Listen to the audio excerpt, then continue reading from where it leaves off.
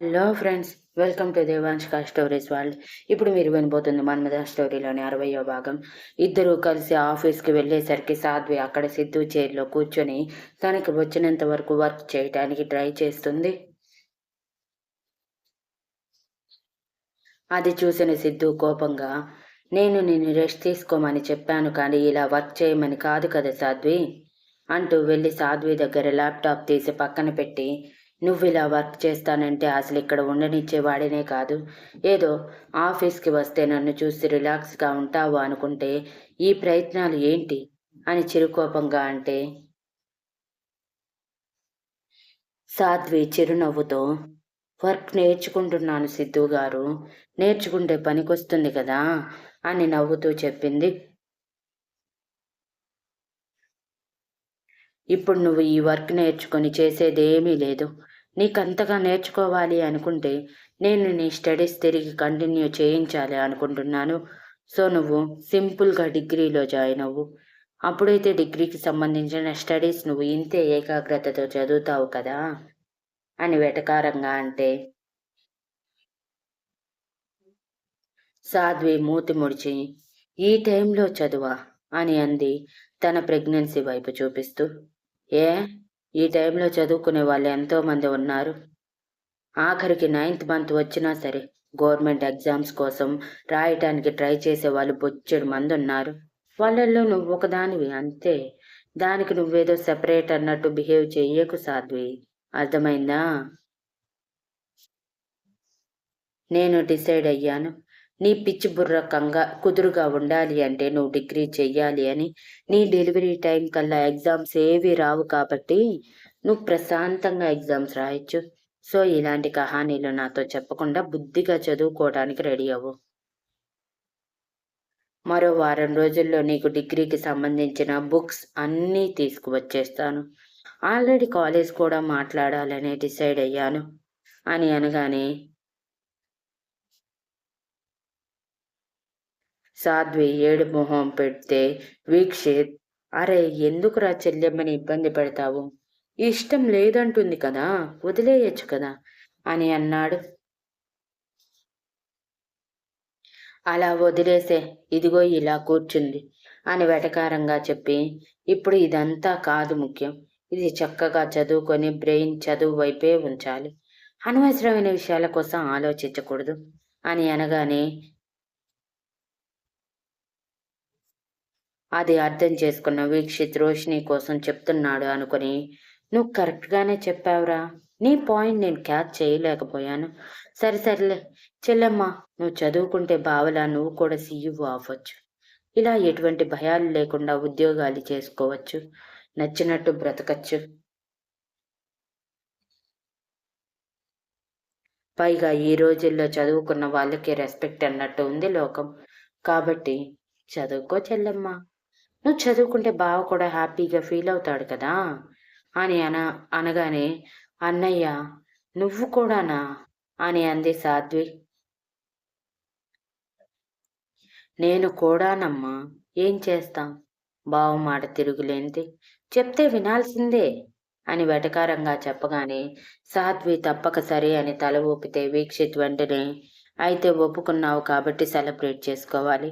రేయ్ బావా, నువ్వు చెల్లెమ్మని తీసుకుని అలా అలా సరదాగా ఎంజాయ్ చేసి ఇంటికి వెళ్ళిపోండి, ఈ వర్క్ అంతా నేను చూసుకుంటాను అనగానే, ఆర్ యు షూర్ అని అడిగాడు సిద్ధు.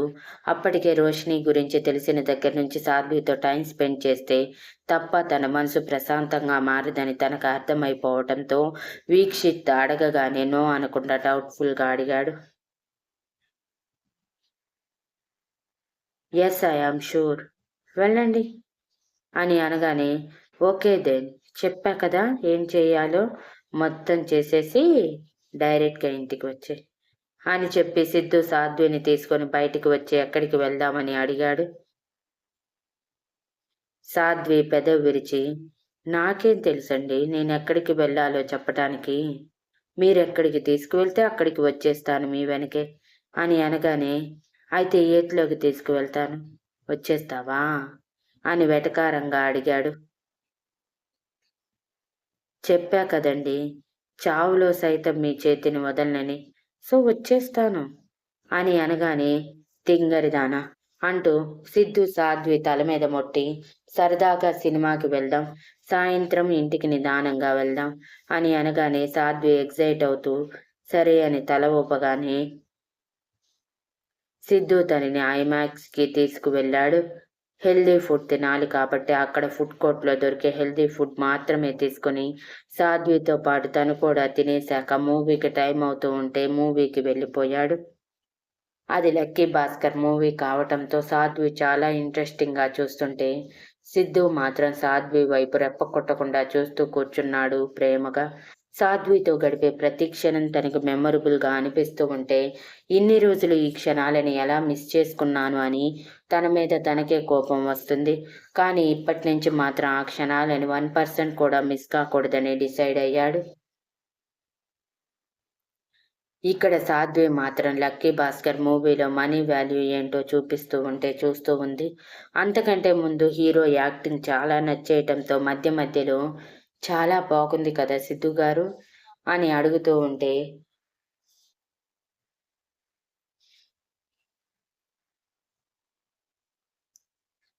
బాగుంది చాలా బాగుంది అంటూ సాధ్వి ఎక్స్ప్రెషన్ గురించి చెప్తున్నాడు, మూవీ గురించి చెప్పకుండా. మూవీ ఇంటర్వెల్ వరకు చూసి కరెక్ట్ టైంకి ఇంటర్వెల్ వేశారు.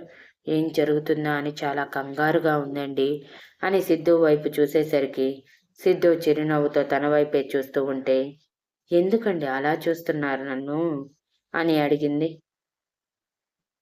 ఏ చూడకూడదా అని సిద్ధు చిరునవ్వుతో అడిగితే, అలా కాదు కానీ మీరు మీరు తదేకంగా నా వైపు చూస్తున్నారు.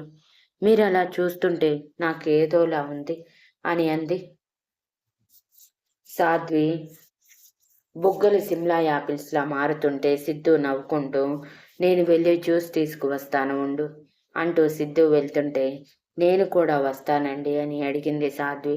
సరేరా అని సాధ్విని తీసుకువెళ్ళి తనకి నచ్చిన జ్యూస్ ఇప్పించిన సిద్ధు దానితో పాటు ఆయిల్లెస్ పాప్కార్న్ కూడా తీసుకొని వచ్చి వాళ్ళ చైర్లో కూర్చున్నాక సాధ్వి జ్యూస్ తాగుతూ ఉంటే, నాకు కూడా చాలా నచ్చిందండి, సినిమా బాగుంది కదా అని అంటుంటే సిద్ధు తల కొట్టుకొని, అవును చాలా బాగుంది అని అన్నాడు.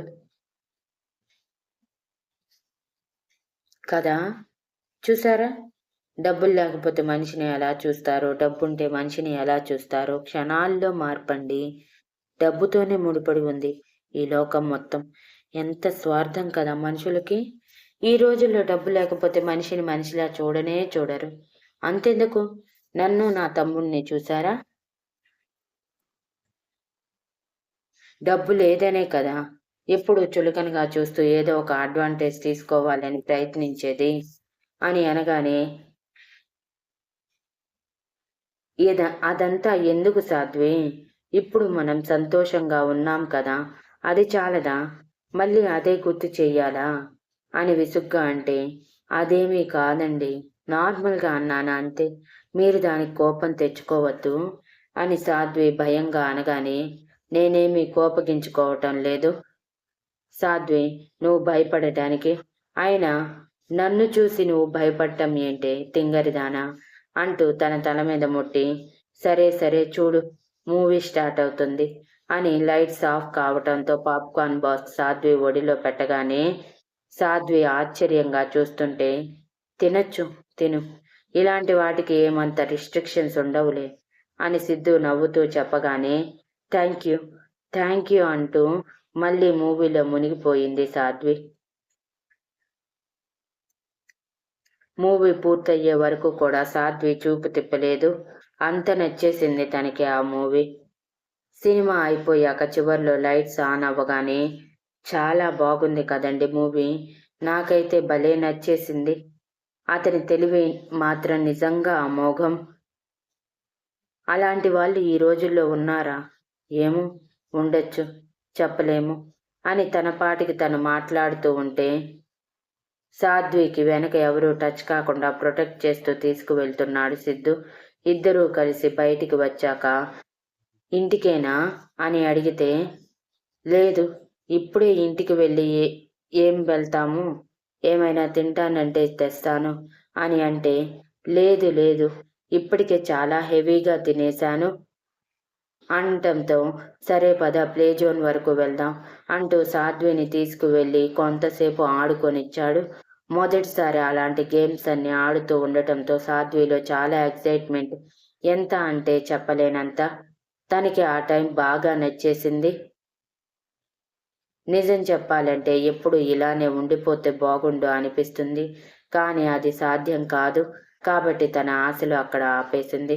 సాయంత్రం వరకు ఆ మాల్లోనే గడిపేసిన ఇద్దరు సాయంత్రం నిదానంగా వచ్చారు. ఇంటికి బయలుదేరాక, ఇంకెక్కడికైనా వెళ్ళాలని ఉందా సాధ్వి?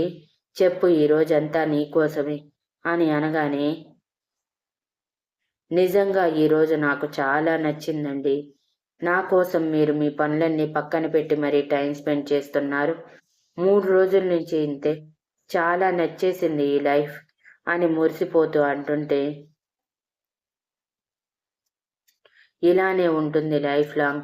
వర్క్ లేని రోజులు ఇలానే బయట తిరుగుతూ హ్యాపీగా ఎంజాయ్ చేద్దాం అని అనగానే, హహ, సరే అని హుషారుగా అంది సాధ్వి.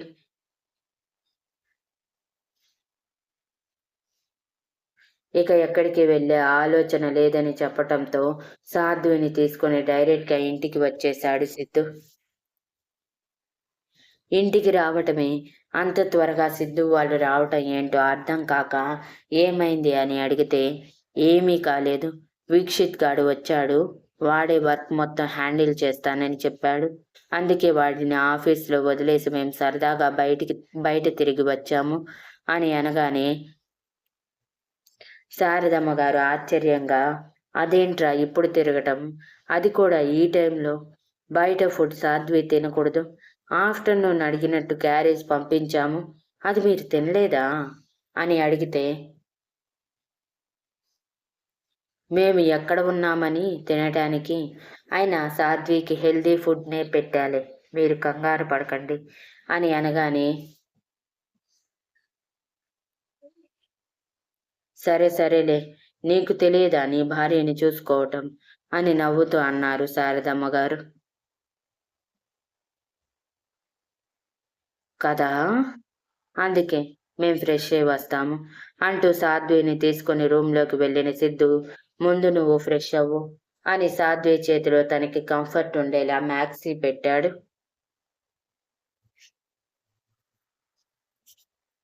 Thank you for listening and please like, share, comment and subscribe.